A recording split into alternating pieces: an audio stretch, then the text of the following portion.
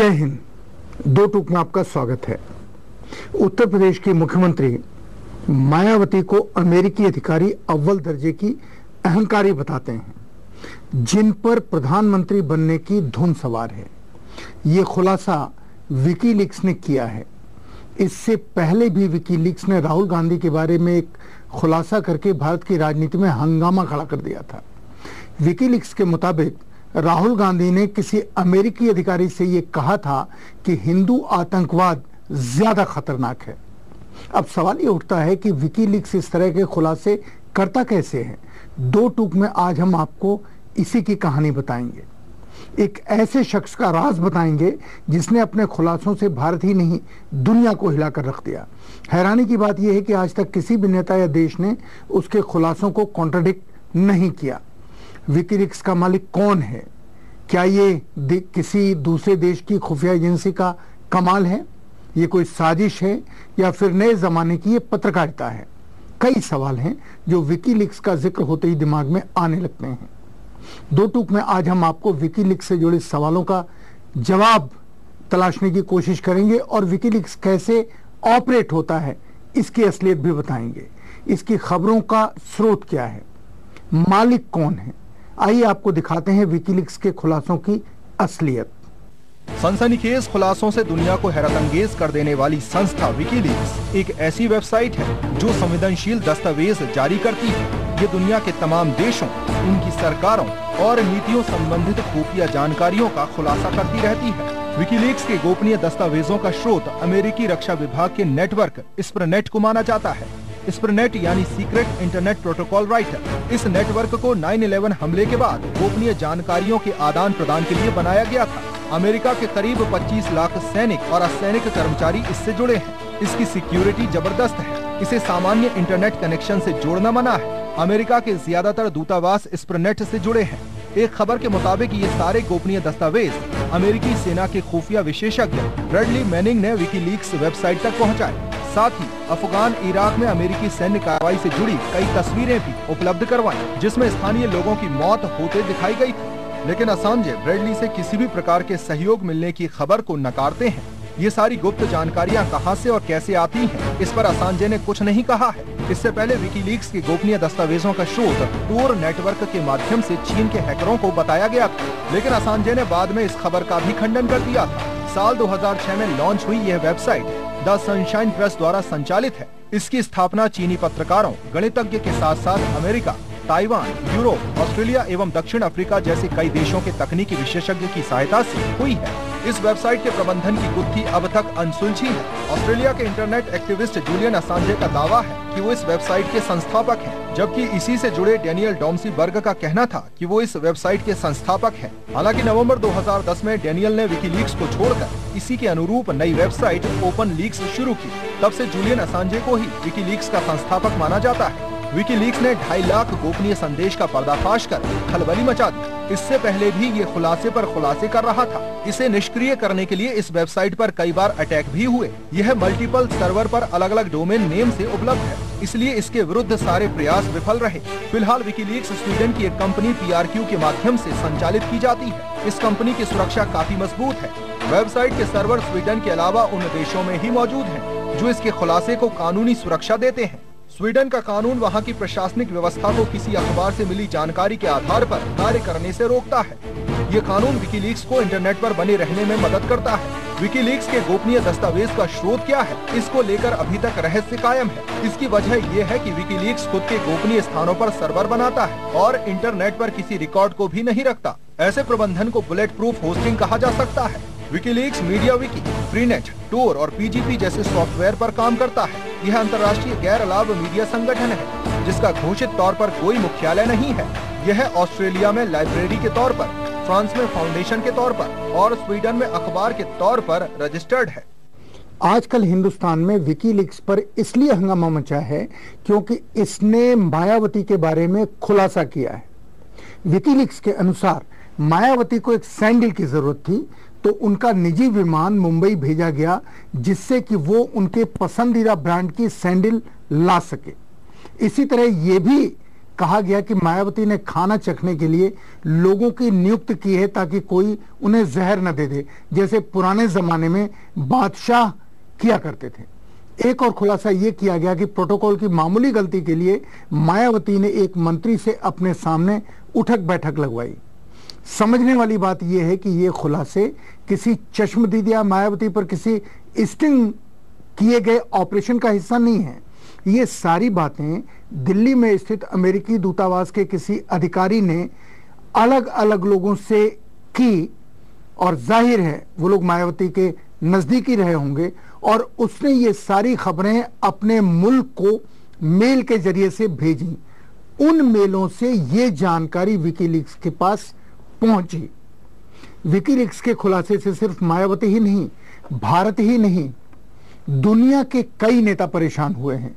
हैरानी इस बात की है कि आज तक किसी ने इसे कॉन्ट्राडिक्ट नहीं किया।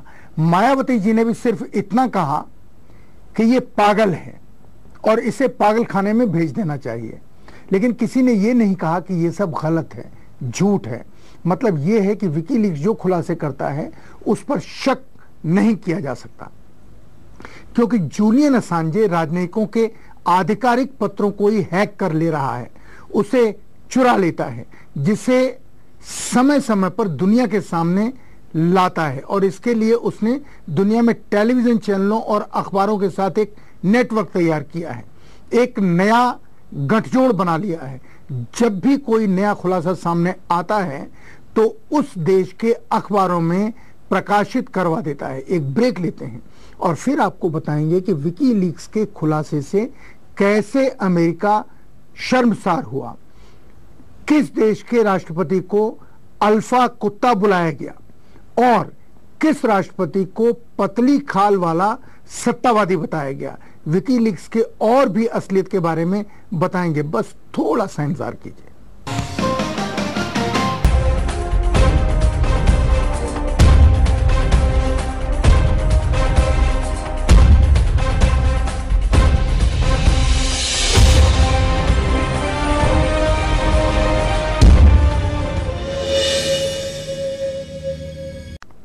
ब्रेक के बाद दो टूक में आपका स्वागत है। विकीलीक्स को लेकर के सारे देश में जानने की ख्वाहिश है। लोगों ने हमें फोन कर पूछा, कुछ विकीलीक्स के बारे में बताइए हमें कि विकीलीक्स के खुलासों का स्रोत क्या है और क्यों इसके खुलासों को कोई कॉन्ट्राडिक्ट नहीं करता। विकीलीक्स के खुलासों से दुनिया के कई देश परेशान हैं। भारत के बारे में तो यह दावा किया जा रहा है कि विकीलीक्स के पास हजारों ऐसी जानकारियां हैं जिससे हंगामा मच सकता है। मायावती के खुलासे से पहले WikiLeaks Congress party, Bharatiya Janata party और वामपंथी दलों के बारे में भी खुलासे कर चुका है। अब सवाल यह उठता है कि विकीलीक्स का मकसद आखिर है क्या, इसे चलाने के लिए पैसे कहां से आते हैं, और जबकि इतने शक्तिशाली राष्ट्र और ताकतवर नेता विकीलीक्स की वजह से शर्मसार हो रहे हैं, तो फिर इस पर प्रतिबंध क्यों नहीं लग पा रहा है, क्यों नहीं दबाव बन पा रहा है कि विकीलीक्स बंद हो जाए। जानने की जरूरत है, देखिए कैसे।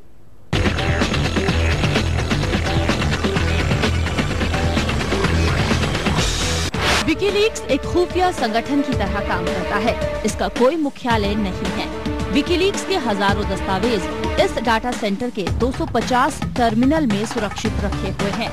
इस वेबसाइट के संचालन का सालाना खर्च 2 लाख यूरो है। ये वेबसाइट केवल डोनेशन के पैसे से चलती है। Associated Press, Los Angeles Times और the National Newspaper Publishers Association जैसी मीडिया संस्थाएं इसे कई $100,000 की न्यायिक सहायता दान स्वरूप देती है। लेकिन वित्तीय समस्या से निजात पाने के लिए अब ये वेबसाइट खुफिया दस्तावेजों की नीलामी करने पर विचार कर रही है। इसकी फाइनेंशियल नेटवर्क की धुरी जर्मनी का वाउ हॉलैंड फाउंडेशन है। असांजे ने दानकर्ताओं को इस फाउंडेशन के जरिए दान करने के लिए प्रोत्साहित किया। जर्मनी के कानून के अनुसार ये ऑर्गेनाइजेशन चालू फर्म नहीं है और इसीलिए इसके दानकर्ताओं के नाम का खुलासा करने की जरूरत नहीं होती है। इस तरह दानकर्ताओं का पैसा भी सुरक्षित रहता है। विकीलीक्स के 2 करमुक्त चैरिटेबल संस्थान अमेरिका में हैं, जो वेबसाइट के लिए सुरक्षा पटल का काम करते हैं। 501c 3S के नाम से मशहूर 2 कंपनियों को विकीलीक्स अपने खर्च का बिल बनाकर देती है, जहां से ये जर्मनी के वाउ हॉलैंड फाउंडेशन में क्लियरेंस के लिए जाता है। असांजे के मुताबिक इस तरह से पैसे का फ्लो बहुत ही मुश्किल काम है। जनवरी 2010 में पेपॉल यानी कि ई-कॉमर्स बिजनेस में इंटरनेट के जरिए होने वाली मनी ट्रांसफर ने विकीलीक्स के डोनेशन अकाउंट को सीज कर इसकी सारी संपत्ति को जब्त कर लिया था। उस समय विकीलीक्स को बंद कर दिया गया था। तब विकीलीक्स ने स्वीडन की इंटरनेट पर पेमेंट करने वाली कंपनी Flutter.com के साथ मिलकर पेपॉल के मुद्दे को खत्म किया और मई में वेबसाइट फिर से पूरी तरह कार्यरत हो गई। एक ओर खुलासे दर खुलासे कर असांजे ने दुनिया को परेशान तो किया, वहीं दूसरी ओर उनके खुद की राह भी काफी मुश्किलों भरी रही है। विकीलीक्स के पुराने सर्वर पर लगातार हैकर्स के हो रहे हमलों से बचने के लिए उन्होंने इस साइट को अमेजन पर होस्ट कर दिया, लेकिन यहाँ भी विकीलीक्स के अधिकार पर पाबंदी लगा दी गई और इस साइट को अमेजन से हटा दिया गया। इसके बाद विकीलीक्स ने फ्रांस की निजी वेब होस्टिंग कंपनी पर खुद को इंस्टॉल किया, लेकिन यहाँ की सरकार ने इसकी आलोचना करते हुए अदालत में इसके खिलाफ मुकदमा दर्ज करवा दिया। नतीजन कोर्ट ने इस वेबसाइट को बंद करने का आदेश दे दिया। नवंबर 2010 में असांजे ने स्विस पब्लिक टेलीविजन को दिए अपने इंटरव्यू में कहा था कि सिर्फ स्विट्जरलैंड और आइसलैंड ही ऐसे 2 देश हैं जहां से विकीलीक्स बेहद सुरक्षित तरीके से काम कर पा रहा है। विकीलीक्स के कुछ सर्वर स्वीडन के स्टॉकहोल्म में अंडरग्राउंड गुफानामा ढांचे में बने हुए हैं। इसे पाइनन व्हाइट माउंटेन डाटा सेंटर कहा जाता है। इतिहास में इस सेंटर को दूसरे विश्व युद्ध के दौरान स्वीडन के सुरक्षा अधिकारियों के बचाव के तौर पर तैयार किया गया था, ताकि स्टॉकहोल्म पर हाइड्रोजन बम गिरने पर इन्हें बचाया जा सके। इसके इंजीनियर को आर्किटेक्चर्स ने 1960 में जेम्स बॉन्ड की फिल्मों के सेट से प्रेरित होकर बनाया था।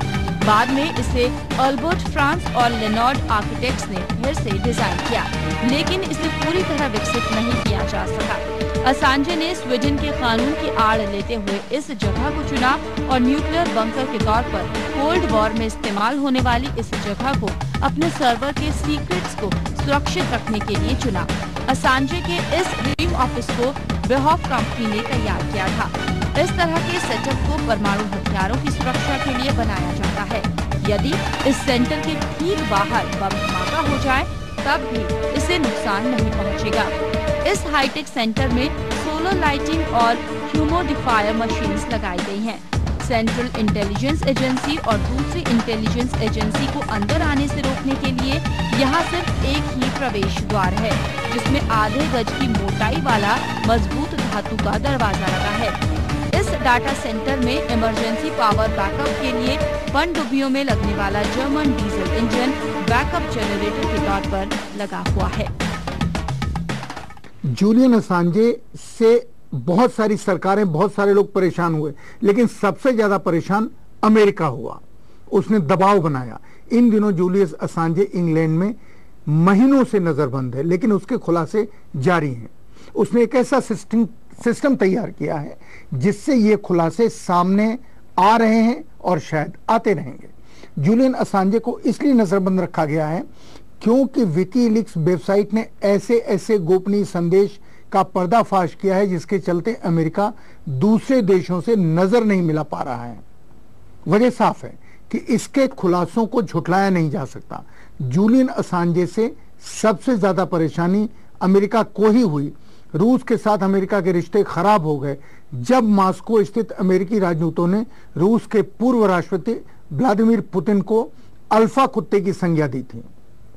जर्मनी के साथ भी अमेरिका आंख नहीं मिला पा रहा क्योंकि जर्मनी की चांसलर एंजेला मार्केल के बारे में खुलासा किया गया कि अमेरिका की नजर में वो हमेशा खतरों से बचना चाहते हैं और उनमें रचनात्मकता की काफी कमी है। फ्रांस के साथ भी खटास पैदा हुई जब फ्रांस के राष्ट्रपति निकोलस सरकोजी को पतली खाल वाला सत्तावादी नेता बताया गया। विकीलीक्स के खुलासे में चीन पर आरोप लगाया गया है कि उसके नेताओं ने इंटरनेट कंपनी गूगल के खिलाफ कंप्यूटर हैकिंग का अभियान चलाया था। एक ब्रेक लेते हैं और उसके बाद हम आपको दिखाएंगे विकीलीक्स के कुछ ऐसे खुलासे जिसने इंटरनेशनल पॉलिटिक्स को हिला कर रख दिया। थोड़ा सा इंतजार।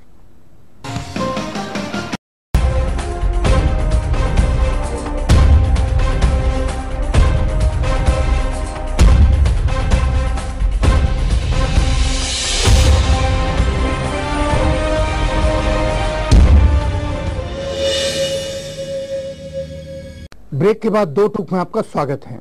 अब तक हमने आपको दिखाया कि कैसे विकीलीक्स अपनी तकनीक की वजह से किसी की पकड़ में नहीं आ सका। आइए अब आपको दिखाते हैं विकीलीक्स के कुछ ऐसे कारनामे जिसने इंटरनेशनल पॉलिटिक्स को हिलाकर रख दिया। दिसंबर 2006 में सबसे पहले सोमालिया से संबंधित विकीलीक्स ने पहला डॉक्यूमेंट पोस्ट किया था। इसके बाद सितंबर 2008 में अमेरिका में राष्ट्रपति पद के चुनाव प्रचार के दौरान सारा पालिन ने कुछ संदेश भेजने के लिए याहू का प्रयोग किया। ये खुलासा सामने आया।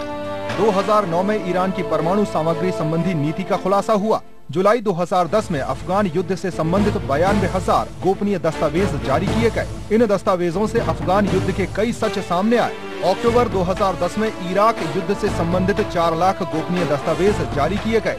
इनमें ये पता चला कि इराकी लोगों के साथ इराकी सैनिकों के दुर्व्यवहार के बारे में अमेरिकी सैन्य कमांडरों को जानकारी थी, लेकिन उन्होंने इसकी अनदेखी की और कोई कार्रवाई नहीं की। इन दस्तावेजों में इराकी कैदियों के साथ दुर्व्यवहार की बात भी सामने आई। इनमें कैदियों को बिजली के झटके देकर और गोली मारने तक का जिक्र है। नवंबर 2010 में विकीलीक्स की ओर से जारी नए दस्तावेज बताते हैं कि सऊदी अरब के शासक ईरान पर हमले के लिए लगातार अमेरिका को उकसाते रहे हैं। सऊदी अरब चाहता है कि ईरान पर कड़े से कड़े प्रतिबंध लगाए जाएं। दिसंबर 2010 में ये खुलासा हुआ कि मुंबई में 26 नवंबर 2008 को हुए हमलों के करीब 1 महीने बाद हुए एक गोपनीय समझौते में पाकिस्तान ने इस मामले की जांच की सूचनाएं भारत के साथ साझा करने की सहमति दी थी। यह समझौता अमेरिका की मध्यस्थता से हुआ था। दिसंबर 2010 में जारी दस्तावेजों के मुताबिक पाकिस्तान के राष्ट्रपति आसिफ अली जरदारी को शक था कि उनकी हत्या कर दी जाएगी। इसके अलावा दिसंबर 2010 में जारी विकीलीक्स के दस्तावेजों के मुताबिक राहुल गांधी ने अमेरिकी राजदूत से कहा था कि मुस्लिम चरमपंथियों से ज्यादा हिंदू कट्टरपंथी भारत के लिए खतरा पैदा कर सकते हैं।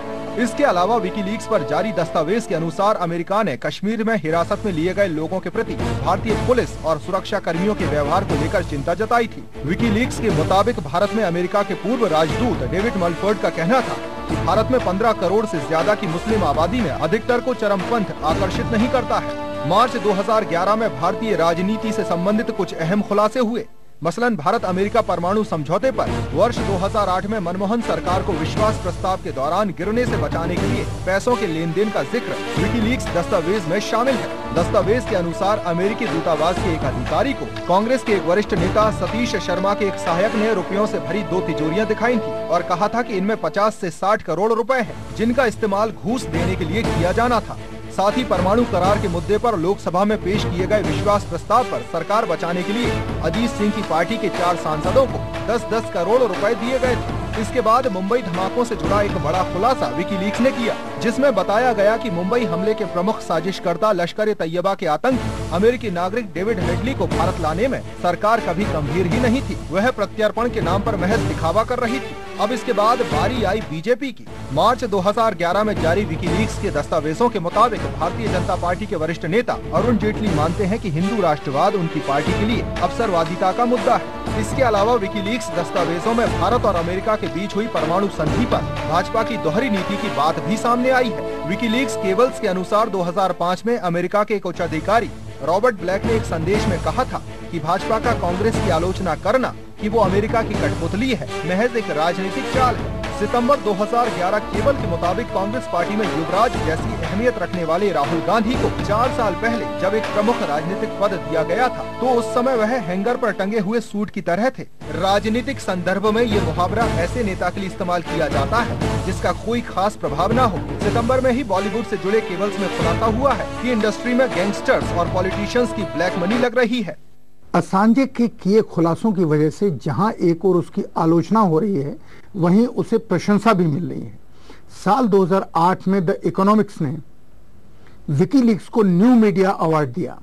2009 में एमनेस्टी इंटरनेशनल की तरफ से यूके मीडिया अवार्ड दिया गया। तो 2010 में न्यूयॉर्क सिटी के डेली न्यूज ने विकीलीक्स का नाम दैट